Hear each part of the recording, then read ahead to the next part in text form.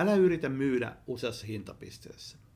Moni tekee sen virheen, että yrittää myydä isoille asiakkaille ja pienemmille asiakkaille samalla myyntitiimillä.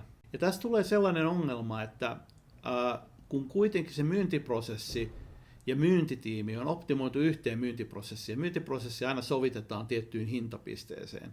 Pieniä kauppoja saadaan kevyemmällä prosessilla, isoja isommalla prosessilla, monimutkaisemmalla prosessilla.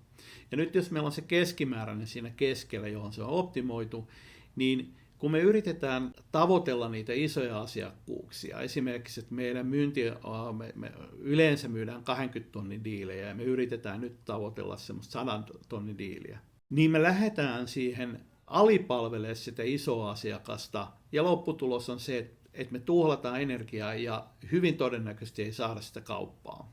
Vastaavasti, kun me lähdetään palvelemaan niitä pieniä asiakkaita, vaikka esimerkkinä 2 tonnin diiliä, niin me palvellaan sitä aivan liian raskaalla myyntiprosessilla, jolla meidän myyntikustannukset tulee korkeaksi. Ja sen takia me todennäköisesti voitetaan niitä pieniä kauppoja ylipalvelusta johtuen enemmän.